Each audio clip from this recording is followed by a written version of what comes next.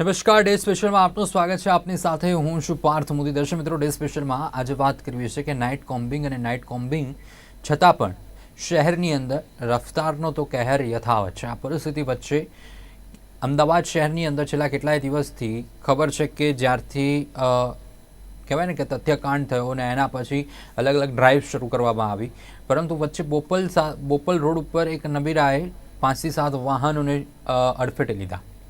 સદનસીબે ઘટનામાં કોઈ મોટી જાનહાનિ કે એવી કોઈ ઘટના સામે ન આવી, પરંતુ એને લઈને ગૃહ વિભાગ એટલું સફાળું જાગ્યું અને ગૃહ વિભાગ હર્ષ સંઘવી સાહેબ દ્વારા તમામ અમદાવાદ શહેરના જે પોલીસ કર્મીઓ છે એમને બોલાવવામાં આવ્યા, ઉચ્ચ અધિકારીઓનો બોલાવવામાં આવ્યો, ઉચ્ચ અધિકારીઓનો ઉધડો લેવામાં આવ્યો, કાયદો વ્યવસ્થાની પરિસ્થિતિને લઈને તાકીદ કરવામાં આવી અને એના પછી અમદાવાદ શહેરનું પોલીસ વિભાગ એટલું સફાળું જાગ્યું અને એવી રીતે જાગ્યું કે એટલું એક્શન મોડમાં આવ્યું કે પરિસ્થિતિ એવી થઈ ગઈ છે કે હવે સામાન્ય વ્યક્તિઓ પણ ક્યાંક પરેશાન થઈ ચૂક્યા છે. કારણ કે નાઇટ કોમ્બિંગ શરૂ કરવામાં આવ્યું છે. નાઇટ કોમ્બિંગનો આશય એ છે કે જે ચમરબંધી હોય કે જે ગુનાખોરી પ્રવૃત્તિની અંદર સંકળાયેલા જે લોકો હોય કે ક્યાંક બુટલેગર હોય કે ક્યાંક કહેવાય ને કે કોઈના વાહનની અંદર દારૂ પકડાય કે કોઈના વાહનમાં કોઈ હથિયાર પકડાય, એવા લોકોને રોકવાનો, કાયદો વ્યવસ્થાને સુદૃઢ બનાવવા માટેનો ક્યાંક અભિગમ, એટલા માટે નાઇટ કોમ્બિંગ. પરંતુ પરિસ્થિતિ અમદાવાદ શહેરની એવી થઈ ગઈ છે કે સૂકા સાથે લીલું પણ બળે એ પરિસ્થિતિ અત્યારે તો સર્જાય છે અમદાવાદ શહેરમાં. લોકો હેરાન પરેશાન થઈ રહ્યા છે કારણ કે આડેધડ મેમાં આવી રહ્યા છે, ક્યાંક વાહનો ડિટેન કરવામાં આવી રહ્યા છે અને વાહનોને છોડાવવા માટે લોકો આરટીઓ ખાતે લાંબી લાઈનોમાં 2 કલાક 5 કલાકના વેઇટિંગની અંદર ઊભા રહે છે અને આ પરિસ્થિતિનું નિર્માણ છેલ્લા 5 દિવસની અંદર આરટીઓની અંદર 50 લાખથી વધુનો દંડ લોકોએ ભર્યો. એટલે શું પરિસ્થિતિનું નિર્માણ થઈ રહ્યું છે? શું આનાથી કાયદોની વ્યવસ્થા સુદૃઢ બનશે?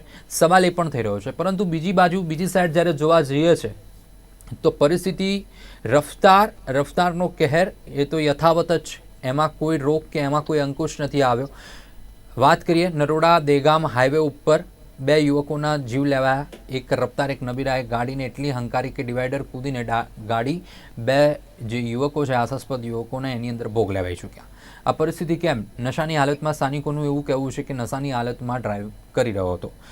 બીજી બાજુ ગતરોજ નાઇટ કોમ્બિંગમાં જ એક નબીરાએ એક ટ્રાફિક કર્મચારીને કે પોલીસ કર્મચારીને પોતાની ગાડી ઉપર બોનેટ ઉપર એને ધસડ્યો 1 કિલોમીટર સુધી.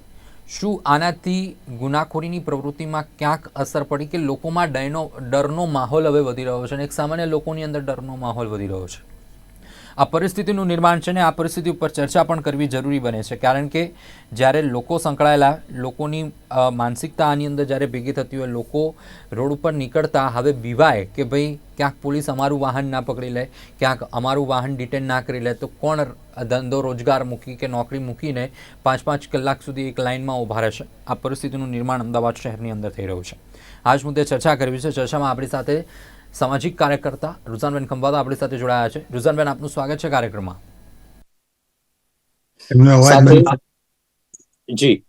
સાથે અંબાલાલ સાહેબ ચૌહાણ આપણી સાથે જોડાયા છે, નિવૃત્ત પોલીસ અધિકારી, સાથે એડવોકેટ. સર, આપનું પણ સ્વાગત છે કાર્યક્રમમાં. સાથે પ્રવીણભાઈ કાનાબાર, ડોક્ટર પ્રવીણ કાનાબાર આપણી સાથે જોડાયા છે, પ્રેસિડેન્ટ છે એટીસીસી ના. સૌથી પહેલા ચૌહાણ સાહેબ, આપનાથી શરૂઆત કરીએ. ચૌહાણ સાહેબ, પોતે તો આઈપીએસ અધિકાર રહી ચૂકેલા છો અને જે રીતેની પરિસ્થિતિ કે અમદાવાદ 7 ઝોનની અંદર ડિવાઇડેડ છે, સેક્ટર 1, સેક્ટર 2, 2 પોલીસ અધિક્ષક, કમિશનર આનું નિગરાણી કરતા હોય છે, મુખ્ય વડા છે.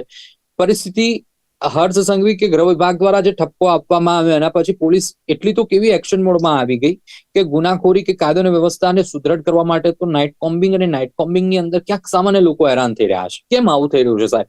એક બાજુ આપણે પોલીસને પ્રજાના મિત્ર ગણાવા છે, પરંતુ બીજી બાજુ એ જ પ્રજાની અંદર પોલીસનો હવે ડર પણ પેસાડી રહ્યા છે. એક વાત છે કે પ્રજામાં પોલીસનો ડર તો હોવો જ જોઈએ, ખાસ કરીને જે એન્ટી સોશિયલ એલિમેન્ટ્સ છે એમનામાં, અને સામાન્ય પ્રજામાં એ રીતે કે કોઈ નાના મોટા ગુના એમનાથી જાણે અજાણે પણ થતા હોય તો એ ગુનાઓ પણ એ લોકો કરતા અટકે, એ એક વાત છે.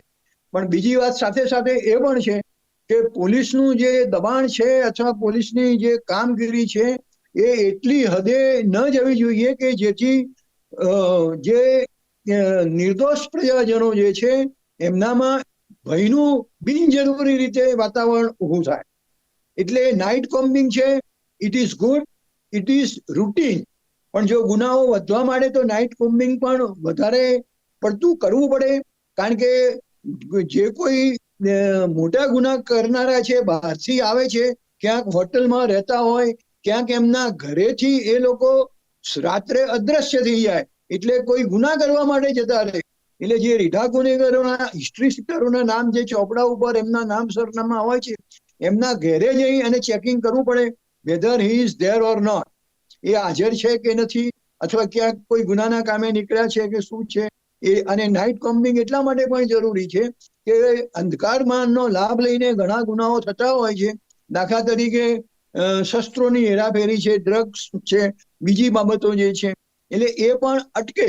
અને એમાં નાઇટ કોમ્બિંગ દ્વારા આવું બધું નાઇટ કોમ્બિંગ થઈ રહ્યું છે, એટલે એની હેરાફેરી પણ અટકે, ઓછી થાય, ગુનાઓ ઓછા બને, એ એનો હેતુ છે. પણ આપે જે બિલકુલ રીતે કરવું એ રીતે કે બેફામ જે વાહનો ચલાવવાનું, અને આ જે નબીરાઓ દારૂ પી અને અથવા ડ્રગ્સ પીને ગમે તેમ વાહનો ચલાવે છે, અને એના કારણે ઇવન પોલીસ પણ સલામત નથી રહી. એવું બની ગયું. આપે જે કહ્યું કે ભાઈ બોનેટ ઉપર એને આટલા લાંબા અંતર સુધી એને ત્યાં ઉપર ઘસડાયો, અને પછી એટલે it is rash and negligent act. અને પ્લસ કારણ કે આટલો લાંબો સમય સુધી એને ધકેલાયો છે, એટલે એ તો રીતસર એને મારવાની કોશિશ છે, એટેમ્પ ટુ મર્ડર છે. એટલે એના માટેના જે અત્યારે જે નવા કાયદા આવ્યા છે, જૂનામાં એ 307માં આપતા, અને નવામાં જે એની રિલેવન્ટ સેક્શન હોય એ પ્રમાણે એમની સામે એક્શન લેવાવા જોઈએ. વાહન પણ જપ્ત થવું જોઈએ, અને પછી ભલે કોર્ટમાંથી મેળવી લે, જુદી વાત છે. અને એની સામે એવા એન્ટી સોશિયલ એલિમેન્ટ સામે, જે અસામાજિક તત્વો છે, એમની સામે પૂરેપૂરા પગલા લેવા જોઈએ. પોલીસની ફરજ છે. અને ઇટ ઇઝ ગુડ કે ચલો હર્ષ સંઘવી સાહેબની એટલી પણ જે કોઈ એમને માર્ગદર્શન આપ્યું, ટીકા કરી કે સલાહ સૂચન આપ્યા, એનાથી પોલીસની કામગીરી એટલી સુધરી છે. પણ તમે બિલકુલ કહ્યું એમ કે ભાઈ લીલા સૂકા ભેગું લીલું ન બળવું જોઈએ. એટલે એમ એ જ રીતે નિર્દોષ પ્રજાજનોને હેરાનગતિ ન થવી જોઈએ. માની લો કે એમના ચલણને થયા છે, ને લાંબી લાઈનોમાં જો 4-5 કલાક થતા હોય, તો એ વિચારવા જેવી બાબત છે. ઓનલાઈન એમને ફાઇન ભરવાની એ આપી દેવી, એવી વ્યવસ્થા થવી જોઈએ કે જેથી ઓનલાઈન પણ એ ફાઇન ભરી શકે. અને બિલકુલ બિલકુલ સાહેબ, આપે જે રીતેની વાતચીત કરી ચૌહાણ સાહેબ, કે જે રીતે પરિસ્થિતિ તો નાઇટ કોમ્બિંગ સારું છે, આવકારદાયક છે, પરંતુ એ જ હંમેશા કાયદો વ્યવસ્થાને લઈને હંમેશા એ જ વાત થતી હોય કે જો સામાન્ય વ્યક્તિ એ પણ કાયદો વ્યવસ્થાનું પાલન કરવું. અને હંમેશા સાહેબ પ્રશ્ન ત્યાં જ ઉભો થાય છે, કેમ સામાન્ય વ્યક્તિ હંમેશા કાયદાની વ્યવસ્થાની મધ્યની અંદર જ્યારે સામાન્ય વ્યક્તિ જ કેમ આવે છે? એક પોલીસ કર્મી કે જો એની પાસે લાયસન્સ ના હોય તો એ ચાલે, એક પોલીસ કર્મી કે જો એને હેલ્મેટ ના પહેર્યું હોય તો ચાલે, એક પોલીસ કર્મી જો એની ગાડીમાં બ્લેક ફિલ્મ હોય તો એ ચાલે. પણ સાહેબ એક સામાન્ય વ્યક્તિ જો હેલ્મેટ ના પહેર્યું હોય તો એનું વાહન ડિટેન થાય. એક સામાન્ય વ્યક્તિ પાસે આરસી બુક હાલમાં હાથ વગી નથી, પરંતુ ઘરે પડી છે, તો એ નહીં ચાલે. પરંતુ આ કાયદાઓ માત્ર સામાન્ય વ્યક્તિઓ પૂરતા જ કેમ સીમિત થઈ જાય છે સાહેબ? ના, એટલે એ વાત તો ખોટી જ છે. કોઈ પણ વ્યક્તિ કાયદાથી ઉપર નથી. કાયદો સર્વોપરી છે, અને એનું પાલન દરેકે દરેક, ચાહે પોલીસનો વ્યક્તિ હોય, ચાહે સમાજનો ગમે તેટલો અગ્રણી હોય, કે કોઈ પણ પક્ષનો નેતા હોય, કે ગમે તે તિસ્માર ખાં હોય, પણ કાયદો એ બધા માટે સરખો છે. અને જે કોઈ કાયદાનો ભંગ કરે એની સામે પગલા લેવા જોઈએ. અને એ માટે પોલીસ લીડરશીપ, રાજકીય લીડરશીપ અને ઈચ્છા શક્તિ પણ એના માટે પોલીસે કેળવવી જોઈશે. અને રાજકીય જે નેતાઓ છે, ખાસ કરીને હોમ મિનિસ્ટર, ચીફ મિનિસ્ટર, એમણે પણ એ રાજકીય ઈચ્છા શક્તિ બતાવવી પડશે. કહેવું પડશે કે ભાઈ અમારા માણસો હોય, કે તમારા માણસો હોય, કે XYZ કોઈ પણ વિભૂતિ હોય, પણ એ જો કાયદાનો ભંગ કરે તો એની સામે જે કોઈ પગલા લેવા હોય કાયદા પ્રમાણે એ લેવાવા જોઈએ. ઓફકોર્સ બિલકુલ પોલીસે બને ત્યાં સુધી સંયમ રાખવો જોઈએ. બિનજરૂરી રીતે પોલીસ પોતે પણ કાયદો હાથમાં ન લે. એ ગુનેગાર એ વખતે જણાય, પણ એને મારામારી કરવાની કે એને એકદમ હેરાન કરવાની એવી વૃત્તિ પોલીસે પણ ન રાખવી જોઈએ. પણ જી બધાની સાથે સમાન રીતે વર્તી અને કાયદાનું પાલન કરવું જોઈએ, કરાવવું જોઈએ. બિલકુલ સમાન વર્તન કરીને કાયદાનું પાલન કરાવવું જોઈએ. ડોક્ટર સાહેબ, જે પરિસ્થિતિ છે કે અત્યારે જે પરિસ્થિતિ એક નાઇટ કોમ્બિંગની વાત આપણે કરી રહ્યા છે, પરંતુ નાઇટ કોમ્બિંગ તો છે, પરંતુ તેમ છતાં પણ રફતારનો કેર તો યથાવત છે. અમદાવાદમાં પોલીસના પેટ્રોલિંગ દરમિયાન એક વ્યક્તિ રેશ ડ્રાઇવિંગ કર્યું. એની પછી વાત કરીએ નરોડા બેગામ હાઈવે ઉપર પણ 2 યુવકોના ભોગ લાવ્યા રેશ ડ્રાઇવિંગની અંદર. આ પરિસ્થિતિ છે. ક્યાંક આશય, જે રીતે સાહેબે વાત કરી, ચૌહાણ સાહેબે, કે આશય હંમેશા સારો જ છે પોલીસનો અને અભિગમ પણ સારો છે અને આપણે બિરદાવીએ પણ છે કે પોલીસ કામગીરી કરે, લોકોમાં એન્ટી એલિમેન્ટ્સ જે છે એની અંદર એક ભયનો માહોલ થાય. પરંતુ ક્યાંક ઊંધું થઈ રહ્યું છે પ્રવીણ સાહેબ, કે જે રીતેનું ટ્રાફિક વ્યવસ્થા કે જે વસ્તુ થઈ રહી છે, શું કહેવું છે? ઓટોમેટિક ટ્રાફિક કાઉન્ટર એન્ડ ક્લાસિફાયરની અંદર કેવા પ્રકારની એક રચના હોવી જોઈએ કે જેથી કરીને લોકો માટે પણ એક સુદ્રઢ બને અને આ ગુનાખોરી પણ ઓછી થાય? પહેલા તો મને બોલાવવા બદલ બહુ આભાર અને મારા જી, જી. બંને સાથી મિત્રોને પણ પ્રણામ, ગ્રીટિંગ્સ ગુજરાતીમાં અને અંગ્રેજીમાં. એની બેઝિકલી કોમ્બિંગ શબ્દ જે છે ને એ શેના માટે છે? આપણે કે વાહનની અંદર ને આપણે એને કચરો કઈ હોય કશું જું હોય, બેનો કાઢે, ખાસ કરીને ઝીણા દાંતિયાથી, કે જેથી કરીને જું હોય તો બહાર આવે. એનું નામ કોમ્બિંગ. હવે કોમ્બિંગ ક્યારે કરે છે? રાત્રે. તો રાત્રે શું કોમ્બ કરવું પડે? કયા ગુના તમે એ કોમ્બિંગથી પકડો? તમે નાનામાં નાનો ગુનો, ધારો કે પીયુસી નથી, એના માટે તમે એને દંડ કરો અને એની પાસે ધારો કે પૈસા ના હોય તો તમે એનું વાહન જપ્ત કરી લો, તો મારી દ્રષ્ટિએ આ બળજબરી થાય છે સમાજ ઉપર. તમે કોમ્બિંગ કરો પણ પર્પઝ હોવો જોઈએ, મોટિવ હોવો જોઈએ. કયા ગુના આપણે પકડવા માંગીએ છીએ? દાખલા રૂપે કોઈને તમે દારૂ પીધો છે એના માટે પકડતા હો, સાહેબે વાત કરી એમ ધારો કે હથિયારો ગાડીમાં લઈ જતા હોય એને પકડવો હોય, અથવા તો જે ગુનેગાર છે જૂનો અને એ કંઈક કરીને નીકળ્યો છે ને એ એમને કદાચ દેખાઈ જાય. પણ જે લોકો રાત્રે સાંજે, આજે ધારો કે હું છું તો ડોક્ટર તરીકે ઘણીવાર રાતના 10 વાગે મારા બાળકોને મળતો, કારણ કે કામ ચાલે 10 વાગ્યા સુધી. પછી એમને ગાડીમાં હું ફરવા લઈ જાઉં અને પછી મારી ગાડી તો પડાવી લેવામાં આવે એ વખતે, હું ને મારી વાઈફ ને છોકરા મારા સાથે હોય, તો એ કેવી રીતે ચાલે? ને તે શેના માટે? પીયુસી માટે. એવું કેવી રીતે ચાલી શકે? તમે કોઈ સિરિયસ ગુના માટે કોમ્બિંગ કરો એ સમજી શકાય, પણ નાના નાના, ધારો કે એની પાસે અત્યારે એનું આરસી આરસી બુક બુક નથી. દાખલા રૂપે, તો એને કેવી રીતે Right. તમે પકડો? એ બધું જે છે ને એ દિવસના ટાઈમે, જ્યારે પોલીસને ટાઈમ હોય અને થોડો ટ્રાફિક ઓછો હોય ત્યારે કરાય. કારણ કે ધારો કે ટ્રાફિક સખત હોય અને તમે પકડવા માંડો તો ટ્રાફિક જામ થવા માંડે. એટલે કે જે કંઈ પણ આપણે ગુના પકડવા છે, જે કંઈ આપણે ઓર્ડર કરીએ છીએ, એ સમજીને સમાજને હેરાન ના થાય એવું નક્કી કરીને પછી કરવું જોઈએ. કોમ્બિંગ કરવાનું કોઈ દિવસ કોઈ ના પાડી શકે, કારણ કે પોલીસનું કામ છે ગુના પકડવાનું. મારી દ્રષ્ટિએ પીયુસી ના હોય એ ગુનો તો છે જ. મારી દ્રષ્ટિએ અમદાવાદમાં રોજ 1 કરોડથી વધારે ટ્રાફિક વાયોલેશન થાય છે, ખાલી ટ્રાફિક વાયોલેશન. આજે સ્ટોપ લાઇન પર ના ઉભો રહે એ બી ટ્રાફિક વાયોલેશન જ છે. હવે રાત્રે બિલકુલ. તમે એને ઉભો રાખો પણ સાહેબ, ટ્રાફિક વાયોલેશન બધી વસ્તુ બરાબર. એક સામાન્ય વ્યક્તિ હંમેશા ગુનાનો કહેવાય કે કાયદો કોને તોડે? તો સામાન્ય વ્યક્તિ. પરંતુ કોર્પોરેશનની જો વાત કરીએ, રસ્તા સરસ નથી. રસ્તાની અંદર જે રસ્તા ઉપર જે ઢાંકડા આવે છે, ઢાંકડાઓના કોઈ વ્યવસ્થિત યોગ્ય એનું માપદંડ નથી. એટલા મોટા ખાડા છે કે લોકો પડે તો એના હાડકા તૂટી જાય. તો શું એ કાયદાનું કે એક પ્રજાની પ્રાથમિક સુવિધા આપવાનું એ ઉલ્લંઘન નથી? શું એ કોઈ કાયદાની જોગવાઈમાં નથી આવતું કે ભાઈ સામાન્ય વ્યક્તિને એક સારા રસ્તા આપવા, સામાન્ય વ્યક્તિઓને સારી જગ્યા આપવી, દબાણો દૂર થાય? એ શું કાયદાની જોગવાઈમાં નથી? બસ માત્ર હંમેશા કાયદા એક સામાન્ય વ્યક્તિ પૂરતા જ હોય છે. તમારી વાત સાવ મુદ્દાની છે. હું એ જ કહેવા માંગુ છું કે જી. આપણે ગુના રોકવા, પણ એનો અર્થ એ નથી કે સામાન્ય વસ્તુ માટે તેને પણ આપણે હેરાન કરીએ. આજે મોટર વ્હીકલ એક્ટ પ્રમાણે ગુનાઓમાં દંડ છે. હવે એ જે દંડનું નક્કી કરેલું છે આપણે બદલી નથી શકતા, અને પોલીસને આપણે કહી નથી શકતા કે તું આ ના શોધી શકે. પણ પોલીસે, અને ખાસ કરીને તો હર્ષભાઈએ, એમણે એવો ઉપમા આપવો જોઈએ કે ભાઈ તમે લોકોને, નાગરિકને નહીં હેરાન કરતા. કારણ કે એક નાગરિક જો હેરાન થયો તો બીજી વાર જયારે એને વોટ આપવાનો આવે ત્યારે એને મગજમાં આવે કે મારે વોટ આપવો કે નહીં. એટલે કે મારી દ્રષ્ટિએ તો રૂલિંગ પાર્ટીને પણ નુકસાન છે એનાથી, આવું કામ જી. કરવાથી. તો લોકોને હેરાન થાય એ ના થાય એ તો જોવાની ફરજ છે જ મારી દ્રષ્ટિએ દરેક પોલિટિશિયનની, કે સામાન્ય નાગરિક ક્યાંય પરેશાન ના થાય. કારણ કે એની પાસે કોઈ લાગવગ નથી. લાગવગ કઈ નથી? પૈસા નથી. ઓળખાણ નથી, ફોન કરાવી શકે એવું નથી. એટલે ક્યાંક એટલે- પરિસ્થિતિ બિલકુલ ક્યાંક એક સામાન્ય વ્યક્તિ ઉપર જ હંમેશા પરિસ્થિતિ, પરંતુ ડોક્ટર સાહેબ જે રીતેની પરિસ્થિતિ છે તેમ છતાં પણ જે રફતારનો કહેર છે એ તો રોકાતો નથી. નશાની હાલતમાં લોકો તેમ છતાં પણ બહાર નીકળે છે અને એ પકડાતા નથી અને એ ભોગ પણ લે છે લોકોના. એટલે કે કોમ્બિંગ થી થવાનું નથી. તમે કેમેરા મૂકો ને, આપણે ત્યાં હિટ એન્ડ રનના કેટલાક કેસ થાય છે અને પકડાતા નથી. 70%. ગુજરાતની અંદર થયેલા હિટ એન્ડ રનમાંથી 70% પકડાયા નથી. હવે એ પકડાય ક્યારે? આ વખતે કોઈકને પકડ્યા, પેલા અમારા ડોક્ટર છે તો તારીખ સાયકલિંગ કરતા સવારે, અને કોઈ જી. નમીરાએ પોલિટિશિયનના ઉડાડ્યો એને. હવે એ ભાઈ ત્યાંનું કેમેરામાં પકડાયા નહીં.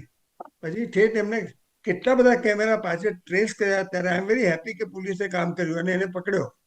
પણ એ રોજ થવું જોઈએ અને બધે એવા કેમેરા હોવા જોઈએ સરસ ક્વોલિટીના અને બધે ચાલતા. 70% તો કેમેરા ચાલતા નથી હોતા. બિલકુલ જો બિલકુલ. કેમેરા ના પણ ચાલે તો ડોક્ટર સાહેબ આની અંદર ક્યાંક એક વસ્તુ એડ કરું કે ક્યાંક મીડિયાનું પ્રેશર અને મીડિયાએ જે એ વસ્તુને સતત બતાવ્યું, કારણ કે જે બોપલ આંબલીવાળી જે ઘટના બની અને એની સાથે એ ઘટનાને જ્યારે તાંકીને બતાવવામાં આવ્યું ત્યારે પોલીસ સફાળી જાગી. નહીં તો ક્યાંક આ ઘટના, જે મોર્નિંગ વોક વાળી જે ઘટના હતી, જે કે જે બે સાયકલિસ્ટને જેણે ઠોક્યું હતું, તો એ ઘટના દબાઈ જાત. કેટલાક અંશે તો શક્યતા એવી હતી દબાઈ જવાની. પહેલી વાત તો એ છે કે મારે બે મીડિયા, તમે જી. વિડીયો આઈ મીન આ મીડિયાવાળા અને પ્રિન્ટ મીડિયાવાળા, તમે બધા, અને સાથે સાથે મારી દ્રષ્ટિએ સોશિયલ મીડિયાવાળા જે રીતે અત્યારે કામ કરી રહ્યા છે, તો એ એક પ્રેશર તો જરૂર થઈ રહ્યું છે. બિલકુલ. રુઝાનબેન, જે પરિસ્થિતિ, રુઝાનબેન શું કહેવું છે કે લોકોએ, રુઝાનબેન અવાજ આવે છે? રુઝાનબેન, એમનું બંધ છે, એમનું માઇક્રોફોન બંધ છે. રુઝાનબેન અવાજ આવી રહ્યો છે આપને? એનું સ્પીકર બંધ છે ભાઈ. જી જી, ફોન કરાવો. બિલકુલ. શું કહેવું છે ચૌહાણ સાહેબ, જે પરિસ્થિતિ છે, ચૌહાણ સાહેબ, અગર જો મીડિયા એટલી ત્વરિત ના હોય, મીડિયાની અંદર જો એક્શન નથી લેવાતા, તો જે સાયકલિસ્ટની જે વાત કરી કે જ્યાં એક રેશ ડ્રાઇવિંગના કારણે બે સાયકલિસ્ટને અથડાયા અને ત્યાંથી વ્યક્તિ નીકળી ગયો, તો આ પરિસ્થિતિ કેમ? મીડિયા પાછળ પડી તો 100 સીસીટીવી તપાસ કરવામાં આવ્યા, નહીં તો કદાચ આ ઘટના પણ દબાઈ જતી. સાહેબ, આમાં એવું છે કે પ્રજા જેટલી જાગૃત હોય, અને પ્રજા એટલે મીડિયા પણ પ્રજાનો ભાગ છે. સોશિયલ મીડિયા હોય, પ્રિન્ટ મીડિયા હોય કે વિઝ્યુઅલ મીડિયા હોય, એ બધામાં પ્રજાનો બહુ અગત્યનો ભાગ છે. અને પ્રજાએ પોતે પણ જાગૃત જો રહે તો જે રાજ્યકર્તાઓ જે છે એમાં પોલીસ પણ આવી જાય, રેવન્યુ ડિપાર્ટમેન્ટ પણ આવી જાય, સરકારના તમામ અંગો આવી જાય, તો એ સરકાર તમામ રીતે, સરકાર પોતે પણ જાગૃત રહે. અને જે આપણે કહીએ છીએ કે છટકી જાય છે, તમે નદીમાં, દરિયામાં જ્યારે જાળ નાખો છો ત્યારે બધી જ માછલીઓ પકડાઈ જાય છે એવું નથી હોતું. અમુક માછલીઓ છટકી પણ જાય છે. એટલે એ જ વાત સમાજમાં લાગુ પડે છે કે સમાજમાં પોલીસ છે એટલે દરેકે દરેક ગુના ડિટેક્ટ થઈ જાય છે, અથવા દરેકે દરેક ગુનેગાર પકડાઈ જશે એવું માનવું જરા વધારે પડતું છે. પણ મોટા ભાગના ગુનાઓ પકડાવા જોઈએ, ગુનેગારો પકડાવા જોઈએ, ગુનાઓ ડિટેક્ટ થવા જોઈએ, અને એની સારી રીતે કોર્ટમાં રજૂઆત કરી પોલીસ વતી જે કોઈ પબ્લિક પ્રોસિક્યુટર હોય અને એમને સજાઓ, દાખલા સજા પણ થવી જોઈએ, જેથી આવા પ્રકારના ગુનાઓ એ અટકી જાય અને બિલકુલ. સાહેબ આપને રોકવા માંગી રુઝાનબેન જોડે જઈએ. રુઝાનબેન, આપનો ક્યાંક કનેક્ટિવિટીમાં ઇસ્યુ હતો. રુઝાનબેન, શું પરિસ્થિતિ છે કે નાઇટ કોમ્બિંગ તો થઈ રહ્યું છે, છતાં પણ રફતારનો તો કહેર યથાવત જ છે, પરંતુ સામાન્ય લોકો હેરાન થઈ રહ્યા છે? સૌથી પહેલા તો નાઇટ કોમ્બિંગ એ જઈ રહ્યું એના માટે મારે દુઃખ એટલા માટે વ્યક્ત કરવું છે કે આપણા દેશમાં એવું છે કે કોઈ કોઈને ટીકા કરે ત્યારે કામ થાય. એક્ઝામ્પલ હતું કે ટ્રાફિકમાં જયારે જ્યુડિશિયરીએ ટીકા કરી કે ભાઈ શું થઈ રહ્યું છે, ટ્રાફિકના મેમોને બધું ચાલુ કર્યું અને પછી એકદમ ઘેલા પણ ચાલુ કરી અને ઘેલા પેન કર્યું. સિમિલર લેવલે નાઇટ કોમ્બિંગમાં મેં વાંચ્યું કે 82,000 વ્હીકલ્સ છેલ્લા 4 દિવસમાં ચેક થયા. બહુ સારી વાત છે. જેમાં 50 લાખનો ફાઇન ને ડિટેન, 4,000 વ્હીકલ ડિટેન થયા અને કેટલા 400 લોકો ડ્રંક ડ્રાઇવિંગમાં મળ્યા. 400 લોકો મારા ગાંધીના ગુજરાતમાં ડ્રંક ડ્રાઇવિંગ બી, કારણ કે વિકાસ કરો છે એટલે હવે પીવાનું તો આપણે એ કરી રહ્યા છીએ, ઓપન કરી રહ્યા છીએ, પ્રોહિબિશન હટાઈ રહ્યા છીએ. એટલે જાત જાતનું બધું છે. 1000 લોકો ગેમ્બલિંગના ઓફેન્સીસમાં મળ્યા, બધું જાત જાતનું કર્યું. બહુ જ સરસ, કોંગ્રેચ્યુલેશન. પણ પોઈન્ટ અત્યારે સાહેબ એ થઈ રહ્યો છે કે આ તો તમારે રૂટીનમાં કરવાનું છે. આ તમે કેમ કર્યું, એકદમ કોઈ કે કહ્યું ન કર્યું, એટલે મને પ્રોબ્લેમ ત્યાં છે. પ્રોબ્લેમ એ છે કે મારી પોલીસ જે શપથ લઈને કામ કરે છે, કોન્સ્ટિટ્યુશન પર શપથ લઈને કામ કરે છે, એ કેવું કામ કરે છે કે એને 4 દિવસમાં આટલું બધું કર્યું. એનો મતલબ કે હજી જયારે આટલા 365 દિવસમાંથી માન લો 360 દિવસ આ નહીં કર્યું, તો 360 દિવસમાં કેટલું બધું ભેગું થયું હશે, કેટલો ગુનાખોરી ભેગી થઈ હશે. મારે એ કહેવાનો હેતુ છે. બીજો ઇમ્પોર્ટન્ટ પોઈન્ટ છે સાહેબ, જે આપણે ક્યારના ડિસ્કસ કરી રહ્યા છે કે શું કહેવાય, પીયુસી માં ડિટેન કર્યા. એઝ પર લો જેટલું મને ખબર છે, મેં ઓનલાઈન સર્ચ બી કરી લીધું કે પીયુસી ના લો તો એવું કહે છે કે તમે ડિટેન ના કરી શકો. પહેલા ઓફેન્સમાં 1000 રૂપિયા અને બીજા ઓફેન્સમાં 2000 ચાલુ થઈ જાય. એટલે આઈ ડોન્ટ નો પીયુસી ના લો માં કઈ રીતે ડિટેન થયા મને નથી ખબર. એટલે મેં બી કદાચ લો ની ખબર નહીં હોય લોકોને, યા કદાચ પોલીસે પોતાની ચલાવી હશે એવું માનીને હું ચાલુ છું. એટલે કહેવાનો હેતુ એ છે કે આપણા લોસ બહુ ક્લિયર છે, પણ અનફોર્ચ્યુનેટલી લોકોને જાગૃતતા નથી કે ખબર જ નથી. એ આ સાચું જૂઠું એની વાત. ત્રીજો ઇમ્પોર્ટન્ટ પોઈન્ટ કે તમે જે કહો છો કે આ ખાડાવાળા રસ્તા છે, સાચી વાત. આપણને આપણે જે શું કહેવાય બેઝિક સુવિધાઓ જે મળવી જોઈએ નથી મળતી, સાચી વાત. પણ you know two negatives cannot make one positive. એટલે ગવર્મેન્ટ એની ભૂલ કરે છે એનો મતલબ એ નહીં કે આપણે બી નિયમો તોડીને ગાડી ચલાવીએ યા આપણે જે બી બધું gambling it is not that. Two negatives cannot make one positive. As a citizen of India આપણે આપણી ફરજ કર્તવ્ય છે એ તો આપણે આપણા loss will have to abide by. હા, પ્રોબ્લેમ એ છે કે ખાલી આપણા સિટીઝન્સ પાસે, કારણ કે મને કોવિડ વખતે બી ખબર છે કે જે બી છે પોલિટિકલ પાર્ટીઓ બચી જાય ને આપણે તમારા મારા જેવા માસમાં 1000 રૂપિયા દંડો ભરતા હતા. કહેવાનો હેતુ એ છે કે એઝ અ સિટીઝન આપણે આ એક અલગ પ્લેટફોર્મ પર લેવું પડશે. આપણે એવું ના કહી શકીએ કે ભાઈ ગવર્મેન્ટ નથી કરી એટલે આપણે બી નહીં કરીએ. કારણ કે હવે જયારે સાહેબ અહીંયા પ્રવીણ સરે બહુ સરસ વાત કરી કે વોટ એ લોકો મને નહીં લાગતું વોટ શેરમાં કોઈ ફરક પડે ના. તો વર્ષોથી ઘણો બધો 10 વાર બધી ગવર્મેન્ટો આવી બી જતે ને ગવર્મેન્ટો બદલાઈ બી જતે. કારણ કે આપણા વોટિંગના માપદંડ અલગ છે. આપણે ધર્મ બચાવવાના માપદંડ છે, આપણે દેશ બચાવવાના માપદંડ છે, આપણે એવા માપદંડો છે. હવે જે સાચા જૂઠા મને ખબર નથી, પણ આપણે મેન્ટલી પેલું કહેવાય ને, પેલું અમે શું કહેવાય મગજમાં નાખીને જેને અમે દેશી ભાષામાં બ્રેન વોશ કરીએ કે ભાઈ આપણું ધર્મ બચાવવું છે, એટલે એ માપદંડ સામે આ ના કરાય. એટલે લોકોને મારે કેવું છે કે ભાઈ તમારે અગર પ્રોબ્લેમ હોય, એએમસી થી પ્રોબ્લેમ હોય, ગવર્મેન્ટ થી પ્રોબ્લેમ હોય, તો you have to sort it out other way. You can't સે કે હું બેફામ ચલાવીશ, હું પીયુસી નહીં કરું, હું કહું કે ભાઈ હવે મેં પીયુસી નથી કરી કારણ કે તમે રસ્તા પર ખાડા કર્યા છે. You can't do that. You have to pay four it. ને તમે પે કરશો જ, કરતા રહેશો, જિંદગીભર પે કરવાના છે. એટલે મારે એમાં I am very happy if government police is taking step. I am very happy. કારણ કે ગીલા સૂકા જોડે ગીલું ને ગીલા જોડે સૂકું જે બી તમે કહો છો એ તો આવવાનું જ હતું. હવે લોકોમાં એટલી બુદ્ધિ હોય, કારણ કે મને એ ખબર ના પડી તો ભાઈ 4 દિવસ, કારણ કે તમને ખબર છે કે આ પોલીસ 4 દિવસ જાગશે. કારણ કે મને ખબર છે વચ્ચે હાઈકોર્ટે કહ્યું હતું પેલું ટ્રાફિક બહુ જામ થતો તો તમે બધાને પેલું કરાવ્યું હતું ને. એટલે કામ પોઈન્ટ મારો અત્યારે કેવો છે કે લોકોએ એમની જાગૃતતા, નાઉ અલ્ટિમેટલી મારે આ જ કેવું છે કે પોલીસ આવું જ કરતી રહેવાની છે. મીડિયા એમનું કામ કર્યું, કારણ કે હું તો કહું છું આપણું અડધું દેશ કોર્ટ ચલાવે છે અને અડધું દેશ મીડિયા ચલાવે છે. ગવર્મેન્ટ તો દેશ ચલાવતું જ નથી. ગવર્મેન્ટ તો જે મીડિયા કે કરે એટલે જે કોર્ટ કે. રોઝાનબેન સમયની મર્યાદા નડી રહી છે. છેલ્લી વાત બેલેન્સ કરવું પડે ને સાહેબ. હવે તમે બેલેન્સ નથી કરતા સાહેબ. બિલકુલ ક્યાંક આપના નેટવર્ક ની અંદર ઇશ્યુ આવી ગયો તો એ તમને ટાઈમ થોડો મળી જાય. બિલકુલ સાહેબ, 18 મિનિટ ઓનલાઈન હતી, છેલ્લી 2 મિનિટમાં જ ઇશ્યુ આવ્યો. પ્રયત્ન એ છે કે પોલીસ વિભાગની અંદર કાર્યરત જે આપણી સાથે ચૌહાણ સાહેબ છે, તો એમનો એક અભિગમ જાણવાનો એ પ્રયત્ન છે કે કેમ પોલીસ વિભાગ આ રીતે કામ કરી રહ્યું છે. એટલે થોડો સમય ચૌહાણ સાહેબ પાસેથી આપણે વધારે લીધો કે આખી એક દ્રષ્ટિકોણ આપણને ખબર પડે. ખેર ચૌહાણ સાહેબ, આશા ને અપેક્ષા એ રાખીએ છીએ કે આપે જે રીતની વાત કરી કે પોલીસ જે કડકાઈ કરી રહ્યું છે એ કડકાઈ તો કરે ના નથી, પરંતુ એક સામાન્ય વ્યક્તિ પાસે આટલી મોટી કડકાઈ કે જેની પાસે કોઈ ઓળખાણ નથી ને જે રીતેની ડિટેન કરવામાં આવે છે વાહન, લોકોમાં એ જાગૃતતા પણ નથી કે લોને લઈને, તેમ છતાં પણ પોલીસ મનમાની ઘણી વખત કરતી હોય છે. એ ન કરે એવી આશા ને અપેક્ષા રાખીએ છીએ. ખેર આ કાર્યક્રમની આજના ચર્ચાની મજા જે હતી કે લોકો જાગૃત પણ થાય, લોકો કાયદાનું પાલન પણ કરે. જે રીતે રૂઝાનબેને વાતચીત કરી કે એએમસી નથી કરી રહ્યું, એનો મતલબ એ નથી કે આપણે કાયદાનું પાલન ન કરવું.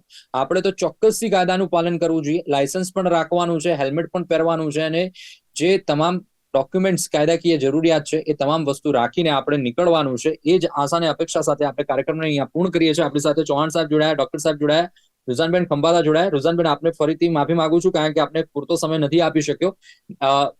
આપ ત્રણે અમારી સાથે જોડાયા, દર્શક મિત્રોને સરસ મજાની માહિતીનું માર્ગદર્શન આપી એ બદલ ત્રણેયનો આભાર. Thank you very much. તો ડે સ્પેશિયલી આજની મહત્વની ચર્ચામાં અત્યારે બસ આટલું જ. ફરીથી મળીશું એક નવા વિષય વસ્તુ સાથે. ત્યાં સુધી મને રજા આપશો. નમસ્કાર.